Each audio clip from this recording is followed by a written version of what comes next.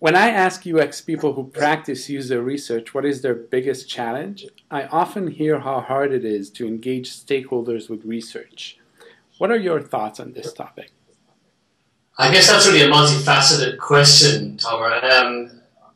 There are many aspects that, I guess if I look at my work with larger organizations, it can be very difficult to get the organization as a whole, or even the project as a whole, to engage with the concept of conducting user research. Whereas maybe somebody at the lower levels is very much on board with it. It may be the case that, that they don't have the organizational buy-in or the project buy-in to conduct the user research. Mm-hmm. Another aspect of it is that when you're actually conducting the user research, you may find that people within the project team are not as engaged in being on board with you as part of the process as you would like them to be. I think most people in the UX field would say nowadays that it's very, very important that you've got the people on the project, and ideally people above them as well, actively engaged in doing their user research. So in making strategic decisions about what research to undertake, being involved in things like the recruiting, and then actually being on board as the research takes place. So coming out into the field to conduct interviews, creating the artifacts if you're doing a diary study and doing some of the planning around how you're going to deal with the information that comes back in, analysing the information, whether it be day to day with sort of rapid iterative testing of some sort, or at the end of a series of interviews or observations or test sessions or whatever they happen to be. But I think the situation is much improved. And my take on it is, and I guess my tactical approach to getting people involved in general is to actively invite them. And, whenever I'm talking to somebody about the possibility of an engagement with them for user research or any sort of user-centered design activity,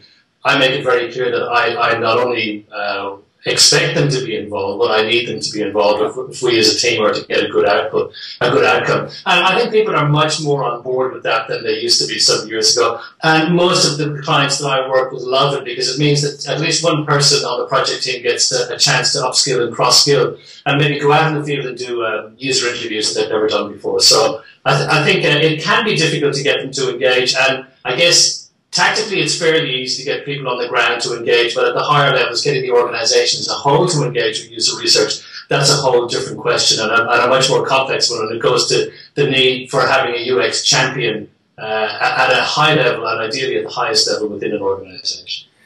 So let's talk about that. Can you share a situation where when a client asked to take a research part out of a project? Quite frequently. I mean, projects are always subject to cost cutting and budget realignments and reality checks of various sorts. And there are a number of things I always say that you can remove from your, from your project. And quality is the one thing that you can remove instantaneously. I mean, it's very easy to just say, look, we don't have the time to invest in quality. So we'll put it out and we'll meet our KPIs of delivering the project on time and in budget. I guess if I look back to specific examples, I mean, I had one just a couple of weeks ago where a client had a very, very, very immediate short-term requirement to get a piece of software up and running. And they literally said, we're not going to be able to do the user research because we've got 2 weeks. And you look at a project like that and you think, well, what's my relationship with that client? Are they a client who does do user-centered design in general? Are they a client who's going to generally produce good quality outcomes? And are they doing this for very sound business reasons? And I felt in that case they had a very sound business reason. They simply did not have time to engage in any user research for their particular very short, I wouldn't say sprint because that particular activity wasn't an agile base, but for the very short piece of work that they had to deliver. So in that case, it made sense to me to say, okay, clearly we don't have time to do the user research. Let's just build the best product we can with the knowledge we've got for the short-term goal. And I know that down the track they will do the user research. At other times, you have to look at, I can think of one particular project I worked on several years ago now where the client was very much squeezed for time and budget, and it was a political disaster from start to finish, and they decided they weren't going to do any user research. And I said to the client words to the effect of, well, what do you want us, my organisation, what do you want us to do? Do you want us to deliver value, or do you want us to be PowerPoint monkeys? And they said, we want you to be PowerPoint monkeys. And I thought, well, okay, we can live with that for a few weeks. We're not doing user research, so we pulled it out. We've made it clear to the client what the risks are involved with that.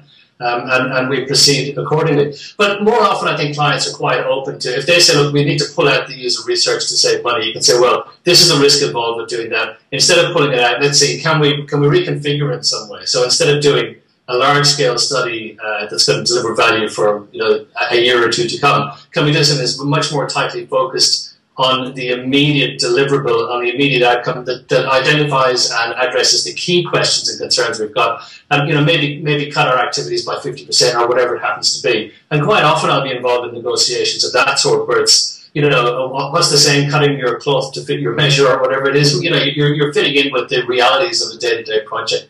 But there's always as there should be pressure on you to cut down the scale and the cost of the activities that you're undertaking without compromising the end result. All right.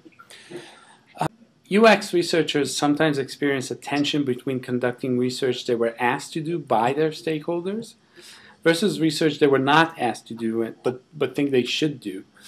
What are your thoughts on balancing this tension?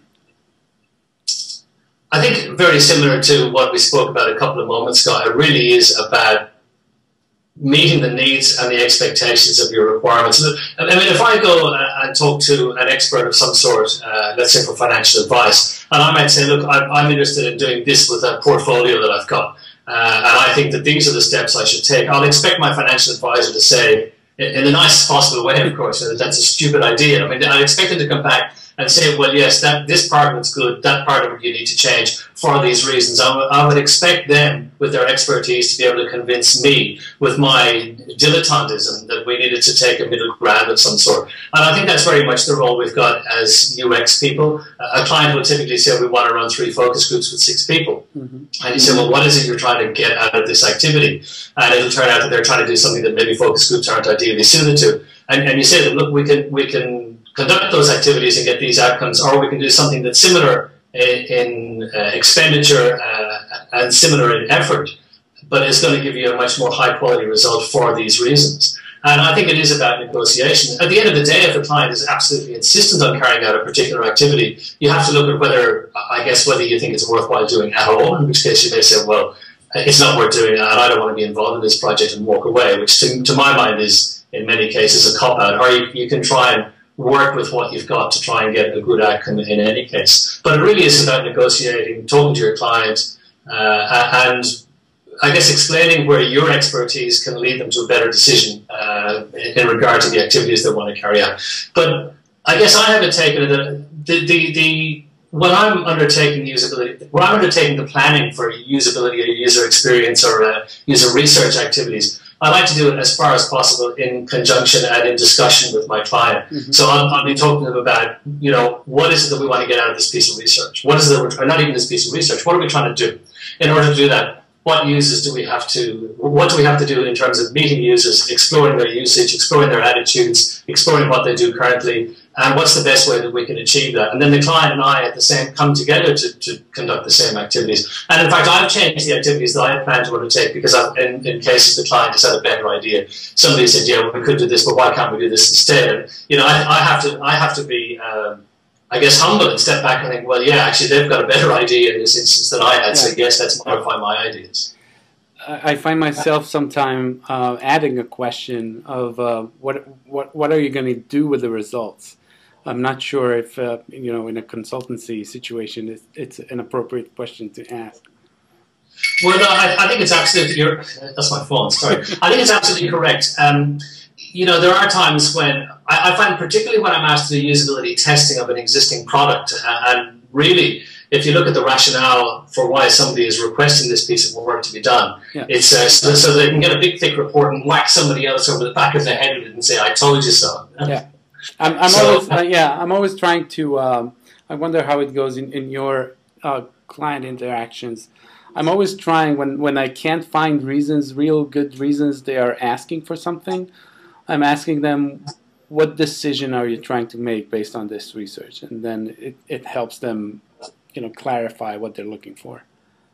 I couldn't agree more. And one of the things that I think is often surprising, particularly for newcomers to the UX field, is how poorly articulated the requirements that businesses and project teams have in regard to not only doing user research, but the project as a whole. So you go to somebody and say, we want to redesign this particular aspect of our offering or one of our channels or whatever. And you say, well, why do you need to redesign it? And that often stops them at that point. And that's why going to stakeholders, of course, Sharon, Tomer, is such a That's why going to stakeholders, Tomer, is such an important. An important activity to understand what it is the business needs to get out of the activities you're undertaking. And it's surprising how frequent it is that they haven't articulated that and you need to help them articulate it. Yeah. Can you tell me a story about a difficult stakeholder or client who did not understand or respect UX research? Well, I've got one story I like to tell. Okay. It's not really, I've got one story that I like to tell. It's not a particularly difficult client. In fact, the client was someone that I spent a couple of years on and off working with, and we got very good outcomes. But one of the developers, when I finished up on the project, when I was moving on to other things, said to me, when you started here, I thought UX was bullshit. And I said to him, what do you think now? And he said, mostly bullshit. And I think that for me was a major, if I look back on the things I've achieved, that's one of my major events. But no, look, realistically nowadays, the vast majority of clients are very much on board with UX. They understand it. Yeah. Well, they understand the necessity of it. What they often don't understand is the execution of it. One project that I did walk away from, I had, this is going back a couple of years, a digital agency approached me and said, we want to upskill our people so we can have UX as part of our offering. As I'm sure you've come across that a lot. Mm-hmm. Agencies all want to have UX. Something they can list on their portfolio, on their brochures, homepage, and so on. So they wanted me to come in and do some work with them and help bring their people up to speed. And I, in discussions, outlined the sorts of things that we would need to talk about. And one of them, of course, was user research and what sort of user research we could, how we could build user research into the core skill set that some of their people had. And they said, no, we don't want to do we don't want to waste our time on that. We just want to make sure that what we produce is user centered, but we don't want to waste time. And I was trying to explain that you can't have UX without the U, so you cannot do that. And that is an instance where I said, look, I'm sorry, I can't help you to do this. So that was probably the most difficult client insofar as I didn't get it done. But I do find most clients are very much on board with the need for UX nowadays, certainly over the last few years. All right. Many UX practitioners are always looking for creative deliverables that engage their stakeholders with research findings. What are some deliverables you found to be working well for you? Well, I guess I'd say at the start of my answer that whatever you deliver, of course, it has to be focused on the needs of your clients. So that's something that we sometimes forget about. You do occasionally see deliverables, maybe very avant-garde deliverables in organizations that do not appreciate avant-garde, or vice versa, very detailed bureaucratic materials delivered to organizations that maybe are engaged in rapid prototyping or agile development or whatever. Yeah. So, the key thing with any client is to know what is it that's going to suit their needs in the best fashion.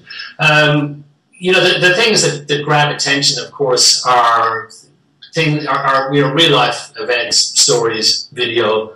I really like to deliver. For example, whenever I have the opportunity to do video recording, I generally don't do it that much when I'm out in the field doing user interviews, but certainly if we're doing any sort of interaction that's lab-based or in somebody's office, then I like to video record it and then make up a snippets video. Nothing very fancy, but just snippets of key things that I want to illustrate. This happened, it's important. This happened, it's important. This happened, it's important. I find that by getting people to sit in front of a 10-minute video, it's worth many pages of reports. I'm a very big believer in short presentations that people can understand what the key things are, what sort of strategic decisions they need to make, and then with typically a bunch of data supporting it at the lower level that I expect a very, very small number of people to go through. But I think really, stories, real life stuff, video, humor can be very, very good, particularly if you're delivering a tough message. If you can wrap it in a humorous story, a realistic humorous story that you bring in from the field, I think that can be very useful. And, there are times when you do need the spreadsheets full of stuff, things that you need to fix, issues that you found, behaviors of users in certain circumstances. So you need that supporting data, but I think you need to really bubble that up and bring it to something that's as beautiful as it can be in terms of how you deliver it. Not that I would claim that the stuff that I deliver is necessarily beautiful, but as aesthetically pleasing, as digestible, and just following good presentation guidelines and lots of imagery, very small chunks of information that you can present to key stakeholders and get things moving. Mm-hmm.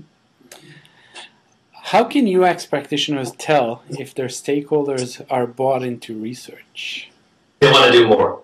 That for me is the key thing. You know, people who get organizations that get research say, "My God, this is why weren't we doing this before? This is so valuable. It saved us so much money. Let's do more." But I had a client a few months back ring me up and said, "We saved $20,000 last week," and I said, "How did you do that?" And he said, "We didn't build something."